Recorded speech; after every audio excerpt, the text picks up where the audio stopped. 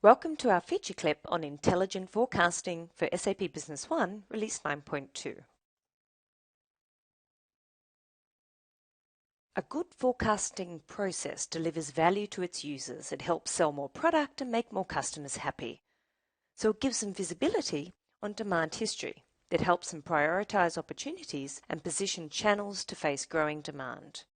Predicting future demand is critical for business planning and also serves as an invaluable input for material resource planning. With SAP Business One 9.2 version for HANA, you can predict future demand for your products with the help of statistical methods.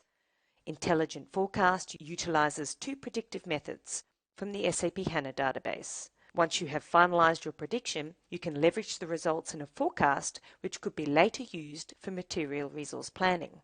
So let's have a look at a typical business scenario that uses Intelligent Forecast. Jason Butler from OEC Computers is responsible for predicting the market demand for his office print product series. Jason is required to estimate demand over the next 6 months, and based on this forecast, OEC Computers will carry out material resource planning. So let's now execute this scenario in SAP Business One, Release 9.2. In SAP Business One, we begin by navigating to MRP Forecast window.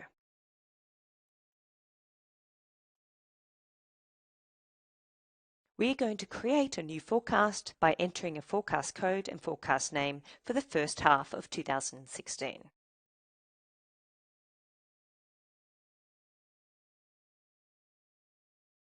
The time frame to be predicted is from February through to July. So we're going to adjust the end date until July 31st, and then we want to use a monthly prediction. You also have the option to view daily and weekly, but in this case we're viewing monthly as a monthly forecast. From the forecasts window, we can now directly navigate to Intelligent Forecast by selecting Generate Forecast, Intelligent Forecast. So Jason would like to base the forecast on the JB Office Print products.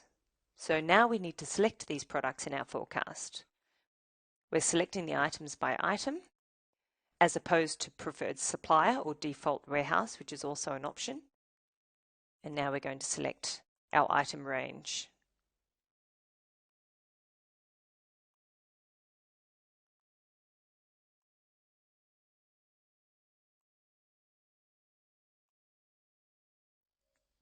Demand should be predicted based on past accounts receivable invoices. You can also base your sales history on sales order or delivery documents, but in this case we're going to select AR invoice, and now we click on Forecast. Based on input, SAP Business One predicts the future demand for the JB Office Print series per warehouse. So you can actually see in the forecast in this table, for example, the demand for Office Print A00001 in Warehouse 1 is expected to be 38 in March. In the graph below, the forecast for the selected product is a line chart. The blue line shows the historical sales numbers based on the invoices, and the orange line is the predicted demand. Here you can actually see an outlier in the past. There was a large one-off deal back in February 2010, which is unlikely to occur again. So given this one-off transaction can greatly affect the prediction results, we are going to adjust this outlier by dragging the value from 500 to say 50 pieces, which is a more likely occurrence.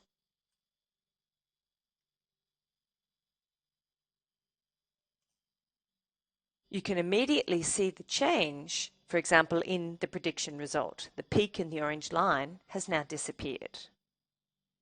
You can also adjust the number of time buckets you want to use to perform the forecast. So currently SAP Business One uses up to the previous 100 months for prediction. You can now change this value to say 24, for example. By choosing Forecast again, the system will only factor the invoice figures of the past 24 months in its prediction.